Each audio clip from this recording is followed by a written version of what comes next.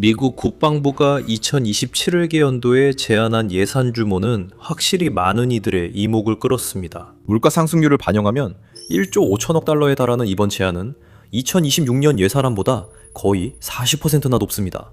2026년 예산안 역시 미국 역사상 가장 높은 국방 예산 제안 중 하나였습니다. 하지만 국방부의 이 막대한 예산 요청 내역을 자세히 들여다보면 특별한 의미를 지닌 항목이 하나 숨겨져 있습니다. 국방자율전 그룹, 줄여서 DOG에 546억 달러가 배정되었습니다. 이 지출은 사실상 미국의 전 세계 분쟁 접근 방식을 완전히 재편하는 것입니다. 그리고 미국이 여전히 세계에서 가장 강력한 군대를 자랑하기 때문에 이 예산 항목으로 미국은 사실상 전쟁의 규칙을 다시 쓴 셈입니다. 그 이유는 다음과 같습니다. DOG에 대해 들어본 적이 없다면 당신만 그런 게 아닙니다. DOG는 2025년 말에 별다른 홍보 없이 최근에 설립된 조직입니다. 2026 회계연도 예산은 비교적 적은 2억 2,500만 달러로 다른 예산 항목들 사이에서 쉽게 눈에 띄지 않을 정도였습니다. 하지만 2027 회계연도에 DOG를 위해 요청된 546억 달러 예산, 즉 전년 대비 24,000% 증가한 금액은 절대 눈에 띄지 않을 수 없습니다. 이는 역사상 최대 규모의 국방 예산 요청이라는 맥락에서도 엄청난 금액입니다. 참고로 이 금액은 아메리칸 항공, 인텔, 우버와 같은 거대 다국적 기업의 연간 수익이나 라트비아, 캄보디아, 바레인과 같은 국가의 국내 총생산 GDP과 비슷한 수준입니다. 더 중요한 것은 이 금액이 미 해병대의 2027 회계연도 전체 예산 요청액인 528억 달러보다 많으며 예산 내에서도 가장 큰 항목 중 하나라는 점입니다. 그래서 DOG는 분명히 매우 우선순위가 높은 사업입니다. 실제로 18개월 전만 해도 존재하지 않았던 조직을 위해 이 정도 규모의 예산이 요청된 것은 현대에 전례가 없는 일입니다. 하지만 DOG가 정확히 무엇이며 그 많은 돈이 어떻게 쓸 예정인가요? 이름에서 알 수 있듯이 국방자율전그룹 덕는 펜타곤의 획득, 개발, 통합 프로그램으로 모든 전투 영역에서 드론, 항공기, 선박의 작전을 조정하는 역할을 하게 됩니다. DOG의 설립은 사실상 미국 군이 자율전에 접근하는 방식의 진화라고 할 수 있지만 2019년의 우주사령부, 2017년의 사이버사령부처럼 통합사령부 수준은 아닙니다. 대신 DOG는 획득과 통합 내에서의 우선순위 변화와 앞서 언급한 조직들이 보여준 점점 더 커지는 중요성에 대한 논리를 반영하고 있습니다. 의회는 우주와 사이버 분야에서 각 군이 분산적으로 접근하면서 시간이 지나면서 중복되거나 위험한 공백이 생겼기 때문에 이러한 특수사령부들을 승인했습니다. 어느 날 미국이 각 군에서 무인 자유 시스템과 인공지능 분야에 폭넓게 진출하면서 동일한 유형의 위험이 발생할 가능성이 커지고 있습니다. DOG의 설립은 이러한 위험을 통제하려는 시도를 의미합니다. 중앙집중식 통제는 미군의 자유 시스템 개발을 간소화하여 각 군이 상충되는 전술 목표나 호환되지 않는 기술 표준을 추구하지 않도록 보장할 것입니다. 하지만 더 중요한 것은 덕의 설립이 미국이 지배적인 군사 강국의 위치를 유지하고 전쟁 양상이 근본적으로 변화하는 상황에서 뒤처지지 않으려는 의지를 보여준다는 점입니다. 우크라이나와 페르시아만에서의 전쟁이 잘 보여주었듯이 이제 드론이 모든 영역에서 전쟁을 지배하고 있습니다. 현재 러시아와 우크라이나 양측의 장비 및 인명 손실의 최소 70%가 드론에 의해 발생한 것으로 추정됩니다. 자율적으로 인공지능이 제어하는 드론이 새로운 개척지로 떠오르고 있기 때문에 미국이 이러한 시스템을 대담하게 우선시하는 것은 매우 타당합니다. 그 이점은 두말할 필요도 없습니다. 자율적으로 인공지능이 제어하는 시스템은 전투 지역에서 인명 위험을 최소화함으로써 군대에 더 빠른 작전 속도, 정밀성, 그리고 안전성을 제공합니다. 이 시스템은 의사결정 주기를 빨리 하고 표적 인식 정확도를 높이며 인력이 투입되기에는 너무 위험한 환경에서도 복잡한 임무 수행을 가능하게 합니다. 인공지능은 기계적인 속도로 작동하여 관찰, 상황 판단, 결정, 행동, 즉 OUDA 루프를 가속화하고 인간 분석가보다 훨씬 빠르게 방대한 양의 데이터를 처리합니다. 그 결과 위협을 더 빠르게 탐지하고 대응할 수 있습니다. 미국이 팔란티어의 프로젝트 메이븐 소프트웨어를 도입한 사례에서 입증되었듯이 머신러닝 알고리즘은 표적 인식과 분류를 향상시킵니다. 이는 위협을 보다 일관되고 정확하게 식별함으로써 인간의 실수와 잠재적인 부수적 피해를 줄여줍니다. 겉으로 드러나지 않는 부분에서 AI는 운영 비용 절감과 물류 최적화도 제공합니다. AI 기반 예측 유지 보수는 언제 수리가 필요한지 운영자에게 알려주는 등 다양한 기능을 제공합니다. 장비의 가동 중단 시간을 줄여주고 자동화된 감시와 분류는 상시 모니터링과 물자 공급에 필요한 인력을 줄여줍니다. 전장에서 육상, 해상, 공중의 자율 드론은 경로 개척, 폭탄 처리, 정찰과 같은 지루하고 위험하며 더러운 임무를 수행할 수 있습니다. 이로 인해 인력 요구가 줄어들고 아군의 사상자를 크게 줄일 수 있습니다. 한편 드론 군집과 같은 새로운 기술은 자율적으로 협력하여 적의 방어를 압도하거나 기존 전쟁 방식으로는 불가능한 접근이 거부된 지역에서도 작전을 수행할 수 있습니다. 의미는 분명합니다. 미국이 군사적 우위와 신속한 장악력을 유지하려면 자율적인 인공지능 기반 시스템의 깊은 통합이 반드시 필요합니다. 단 한 가지 문제가 있습니다. 드론의 생산과 조달부터 배치까지 전체 드론 생태계에 대한 높은 수준의 통합된 통제가 없다면 우크라이나에서 볼 수 있었던 드론의 높은 타격률과 효율성은 훨씬 달성하기 어렵습니다. 그래서 예상하셨겠지만 전 세계 군대들은 전용 무인 시스템 부서나 사령부 혹은 조직을 내부에 설립하려는 움직임을 보이고 있습니다. 우크라이나가 그 첫 번째였습니다. 무인체계군, 즉 SBS는 2024년 6월 11일에 공식적으로 창설되었습니다. 이 부서는 전 세계 군대 최초의 전용 무인 시스템 부서로 매우 활발히 활동 중입니다. 2025년 말 기준으로 매달 10만에서 12만 회 드론 출격을 수행하고 있었습니다. 러시아도 전용 무인 시스템 부대인 VBS를 보유하고 있는데 이건 역시 무인 시스템 부대의 약자이지만 우크라이나어가 아니라 러시아어로 된 약자입니다. VBS는 2025년 11월 12일에 창설되었으며 이는 우크라이나보다 약 17개월 늦은 시기입니다. 하지만 SBS와 달리 VBS는 독립된 군종이 아니라 전투병과로 분류됩니다. SBS가 우크라이나 군대의 독립된 군종으로 운영되는 반면 VBS의 연대들은 지상군, 해군 또는 공수부대 부대에 유동적으로 배속됩니다. 하지만 그렇다고 해서 러시아가 드론 지휘 통제를 우크라이나만큼 진지하게 여기지 않는다는 뜻은 아닙니다. 우크라이나의 이 분야 혁신이 러시아로 하여금 그렇게 하도록 만들었습니다. 유출된 모진 문서에 따르면 2026년 말까지 드론 운용 인력을 78,800명으로 늘리는 것이 목표이며 궁극적으로는 거의 21만 명까지 확대할 계획입니다. 중국, 이란, 그리고 북한과 같은 국가들은 같은 문제에 대해 다른 접근 방식을 취해왔습니다. 북한의 드론 프로그램은 군수산업부 산하의 전문기관인 무인항공기술단지에서 중앙 집중적으로 관리되고 있습니다. 하지만 실제 운용 통제는 분산되어 있는 것으로 보입니다. 한편 이란은 드론을 군대의 모든 분야에 적극적으로 통합했지만 모자이크 방어 전략은 분산화를 강조하여 전국 각지에서 드론과 미사일을 계속 발사할 수 있도록 하고 있습니다. 미국과 이스라엘의 공습으로 대부분의 지휘관들이 암살되거나 전사한 이후에도 마치 아무 일도 없었던 것처럼 계속해서 작전을 이어가고 있습니다. 중국의 접근 방식은 또 다르지만 아마도 러시아 모델에 가장 가까울 것입니다. 전용 무인 시스템 부대를 창설하는 대신 중국 인민해방군은 2020년부터 지능화를 현대화의 우선순위로 삼아 추진해왔습니다.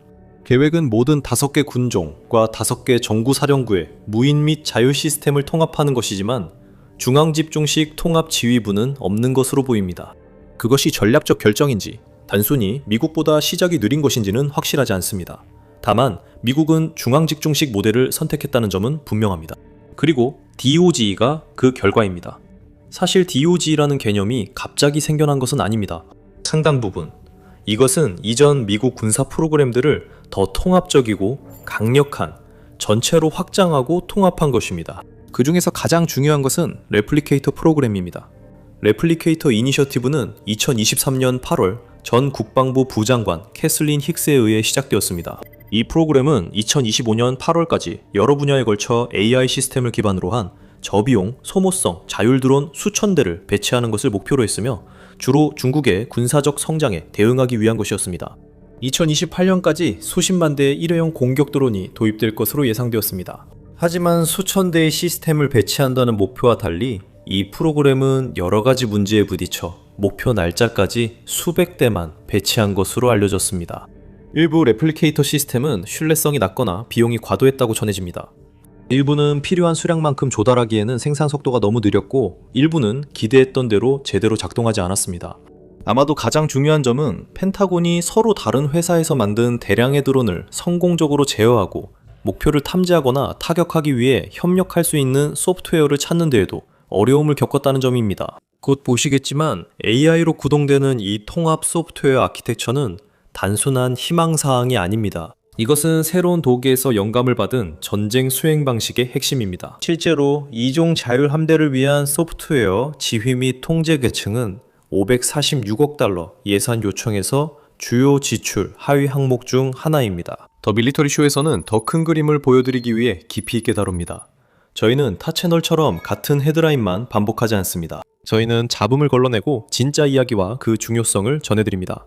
아직 구독하지 않으셨다면 채널을 구독하셔서 항상 최신 정보를 받아보세요. 국방부가 546억 달러를 투자해서 무엇을 얻으려는지 하나씩 살펴보겠습니다. 첫 번째 지출 항목은 대형 일방향 공격 드론, 무인 수상정, 무인 잠수정 등 레플리케이터에서 계승된 포트폴리오의 지속 및 확장입니다. 업계 분석에 따르면 2028 회계연도까지 DOG와 드론 도미넌스 라인 전반에 걸쳐 20만 대 이상의 자율 시스템을 목표로 하고 있다고 합니다. 드론 도미넌스는 펜타곤의 광범위한 자율전 수행 전략하에서 DOG와 병행되는 보완적 이니셔티브입니다. 두 이니셔티브의 주요 차이점은 DOG가 대형 드론에 초점을 맞추고 있는 반면 드론 도미넌스는 소형 드론에 집중하고 있다는 점입니다. 두 프로그램 모두 공격 및 방어용 대드론 작전을 위해 운영됩니다. 합동기관 태스크포스 401, 줄여서 JIATF 401은 드론 도미넌스 프로그램을 담당하는 조직입니다. DOG와 마찬가지로 이 조직도 2025년 8월에 새롭게 창설되었습니다. 그리고 이 조직이 DOG와 어떻게 상호작용하는지는 조금 뒤에 알아볼 중요한 부분입니다. DOG 예산의 두 번째 항목은 앞서 언급한 AI 기반 지휘 통제 소프트웨어이며 아마도 가장 중요한 부분이라고 할 수 있습니다. 애플리케이터가 이러한 시스템을 확보하지 못한 것은 이 이니셔티브의 원래 구조에서 가장 큰 실패 중 하나로 여겨집니다. 이러한 시스템 없이는 서로 다른 제조사에서 만든 다양한 드론들로 구성된 드론 군집을 통합된 지휘 통제 구조 내에서 효과적으로 조정하는 것은 사실상 불가능합니다. 사실상 불가능하지만 완전히 불가능한 것은 아닙니다. 펜타곤은 적극적으로 해결책을 찾고 있습니다. 예를 들어 2026년 1월에 펜타곤은 최대 1억 달러의 상금이 걸린 자율 차량 오케스트레이터 프라이즈 챌린지를 시작했습니다. 이 챌린지는 바로 이러한 드론 군집을 조정할 수 있는 소프트웨어를 찾는 것을 목표로 하고 있습니다. 하지만 적합한 소프트웨어가 선정된 이후에는 기본적인 지휘 및 통제 시스템에 대한 투자가 5년 전체 프로그램 기간 동안 수십억 달러에 이를 가능성이 매우 높습니다. 최첨단 인공지능이 요구하는 막대한 연산 능력을 제공하는 데 드는 높은 비용과 인공지능이 DOG의 작전의 핵심이 될 예정이라는 점을 고려하면 이는 당연한 일입니다. 이제 인공지능이 더그의 핵심에 있다는 사실 자체는 그리 놀라운 일이 아닙니다. 미국은 전반적으로 인공지능을 군사 분야에 빠르게 통합하고 있습니다. 하지만 DOG의 인공지능 통합은 다릅니다.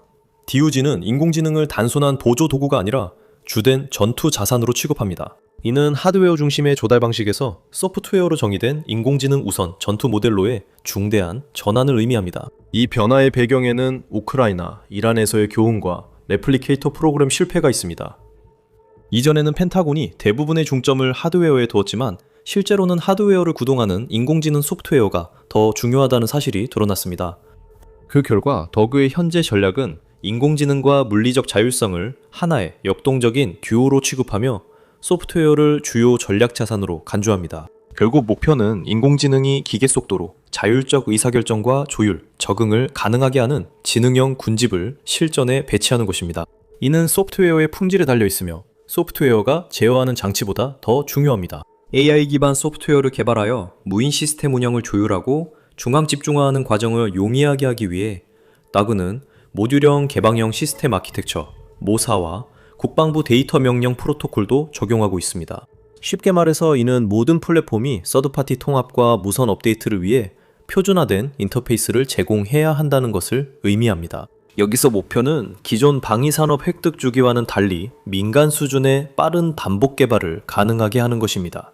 다소 논란이 있지만 DOG는 제약적인 윤리적 안전장치를 갖춘 모델을 거부해 민간 AI 기준과 크게 다릅니다. 엔트로픽의 클로드 모델은 미군에 의해 널리 도입되었으며 베네수엘라 대통령 니콜라스 마두로를 납치하는 미국 작전 중에 사용된 것으로 알려졌습니다. 하지만 여론의 압력으로 인해 엔트로픽은 이후 클로드의 군사적 목적에 대한 무제한 사용에 이의를 제기했습니다. 곧이어 이 회사는 그 결과로 미국 전쟁부에 의해 공급망 위험 요소로 지정되었습니다. 또한 이 사건의 결과로 2026년 1월 국방부의 AI 전략에 명시된 바와 같이 DOG는 이제 전투 효율성을 제한할 수 있는 이념적 조정이나 제한적 사용 정책이 없는 적법하게 사용할 수 있는 모델을 요구하고 있습니다. 여기에는 최근 발표한 선언문에서 AI 사용에 대한 윤리적 제약을 거부한 팔란티어와 같은 회사의 제품도 포함됩니다. 실제로 그 선언문을 보면 팔란티어는 DOG에게 이상적인 파트너입니다. 앞서 언급했듯이 팔란티어의 프로젝트 메이블 소프트웨어는 이미 미군에서 널리 사용 중입니다. 그리고 21세기의 강력한 힘은 소프트웨어 위에 구축될 것이다. 공학 엘리트는 국가 방위에 적극적으로 참여해야 할 의무가 있다와 같은 핵심 선언문 내용들은 DOG와 깊은 이념적, 운영적 일치를 보여줍니다. 이제 덕 활동의 세 번째 범주는 워게인, 실험, 그리고 작전 개념 개발 작업입니다. 2025년 12월 레이건 국방 포럼에서 사무엘 포파로 제독이 설명한 바와 같이 이 분야에는 미국 본토 사격 훈련장 내에서의 실사격 훈련과 엔더스 파운드리 환경을 통한 시뮬레이션이 모두 포함됩니다. 엔더스 파운드리는 앞서 언급한 1월에 공개된 AI 가속화 전략의 일환으로 국방부가 시작한 7개의 선도 프로젝트 PSP 중 하나입니다. 이 프로젝트는 소설 엔더의 게임에서 이름을 따왔으며 시뮬레이션 개발, 심대부가 실제 작전, 심옵스 간의 피드백 루프를 더욱 긴밀하게 만드는 데 중점을 두고 있습니다. 목표는 AI가 적용된 적을 상대로 전술을 신속하게 시험하고 개선하고 조정하는 것입니다. 우크라이나에서 볼 수 있듯이 적의 기술에 대한 대응책이 도입 후 4-8주 이내 활성화될 수 있기 때문에 피드백 루프와 반복의 속도 및 품질은 지속적인 작전 성공의 핵심 요소입니다. 그리고 이것이 DOG 지출의 네 번째이자 마지막 범주로 이어집니다. 이 범주는 미국 군대 내에서 가장 크고 어쩌면 가장 중요한 범주가 될 가능성이 높습니다. 통합입니다.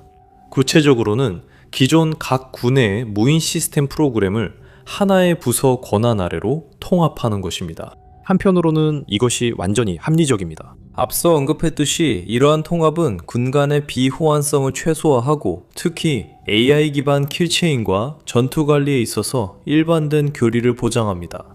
반면에 이러한 통합은 현재 미국의 무인 및 AI 프로그램의 일부를 통제하고 있는 각 군에서 권한을 빼앗아 DOGG 산하로 옮긴다는 것을 의미합니다. 그리고 역사가 말해주듯이 이러한 대규모 제도 개편은 기관 내부의 저항을 불러일으킬 가능성이 높습니다. 비슷한 과정이 전략방위구상기구, 즉 SDIO에서도 일어났습니다. 이 조직은 1984년에 설립되어 스타워즈 프로그램을 감독했습니다. 이 프로그램은 냉전 시대에 미국을 핵탄도 미사일 공격으로부터 보호하기 위해 추진된 우주 기반 미사일 방어 구상이었습니다. SDIO의 육군, 해군, 공군 통합 체계는 미국의 무인 시스템을 위해 DOG가 수행하도록 구상된 방식과 매우 유사하게 작동합니다. 하지만 이는 미국 국방기관 내부에서 저항에 부딪혔습니다. 따라서 DOG의 권한 통합과 관련된 몇몇 측면 때문에 비슷한 저항에 직면할 가능성이 높습니다. 이제 더 프로그램 사무국이 이러한 저항에도 불구하고 통합을 유지할 수 있는 제도적 힘을 가지고 있는지는 아직 미지수입니다. SDIO의 선례는 이러한 통합이 고위급 정치적 지원을 받고 충분한 자금이 확보되며 합리적인 기간 내에 가시적인 운영 성과를 낸다면 성공할 수 있음을 시사합니다. 더그는 첫 번째와 두 번째 조건을 이미 확보했습니다. 세 번째 조건은 18개월 내에 답이 나올 것입니다. 이 모든 것을 종합해보면 더그가 도널드 트럼프 대통령의 두 번째 임기에 대표적인 국방기술 이니셔티브가 될 것임이 분명합니다. 하지만 성공 여부는 역사가 판단할 것입니다. 행정부는 이미 결정을 내렸습니다. 새로운 전쟁의 규칙에서는 인공지능이 가장 중요하며 자율성에 대한 경쟁이 현 시대에서 가장 중요한 과제입니다. 이를 가장 빠르고 잘 다루는 군대가 승리합니다. 덕는 미국의 승리를 위한 가장 야심차고 구체적인 조치입니다. 수년 동안 미국 군대는 무인 및 자율 시스템의 혁신적인 잠재력을 인정했지만 일부 비평가들에 따르면 반드시 충분한 투자를 하진 않았습니다. 한일 회계 연도에 546억 달러를 투자한 것은 그런 비평가들의 입을 막을 만한 일입니다. 하지만 데이비드 페트레이어스, 태역 장군 등 일부에 따르면 소프트웨어와 하드웨어에 돈만 쏟아붓는 것으로는 충분하지 않다고 합니다. 페트레이어스는 이라크와 아프가니스탄에서 미 육군을 지휘했고 CIA 국장으로도 일했습니다. 그는 전 국방장관 밥 게이츠가 무인 시스템의 가장 큰 과제가 운용 인력 확보라고 지적했다고 말합니다. 그리고 이를 효과적으로 운용하려면 숙련된 인력뿐만 아니라 전체 직군, 교육 과정, 그리고 원격 작전을 지원할 제도적 틀이 필요합니다. 그는 운용 규칙, 실질적인 전력 구조 변화, 훈련된 조종사와 부대, 교육받은 지휘관, 정비 체계, 정보 통합, 인사 정책이 없는 드론은 결코 무기 체계가 아니라고 말합니다. 그저 스프레드시트에 있는 자산일 뿐입니다. 하지만 DOG에 대한 투자 중 2%도 안 되는 금액만이 교리와 통합에 쓰이고 있습니다. 그가 말하는 바로는 남은 투자가 전투력을 만들어낼지 아니면 값비싼 재고로 남을지를 결정하는 요소들입니다. 그는 독일의 광범위한 메커니즘에도 불구하고 미국이 여전히 우크라이나에서 볼 수 있었던 신속한 조직 및 교리 변화와 같은 조치를 실행해야 한다고 경고합니다. 특히 자율 능력을 완전히 통합하는 것과 관련해서는 현재 그렇게 하고 있는 과학자가 거의 없다는 점을 경고합니다. 하지만 그럼에도 불구하고 이것은 판도를 바꾸는 요소가 될 것입니다. 분명히 말씀드리지만 DOG, 드론 도미넌스, 그리고 다른 프로그램들을 통해 미국은 원격 조종 및 자율 하드웨어의 경쟁국들보다 더 많은 예산을 투입할 것이며 더 발전된 기술을 개발할 것입니다. DOG의 중앙집중실 조직에서 파생되는 규모의 경제는 추가적인 경쟁 우위를 제공할 것입니다. 미국이 인공지능 경쟁에서 선두지만 중국과의 격차가 빠르게 줄고 있습니다.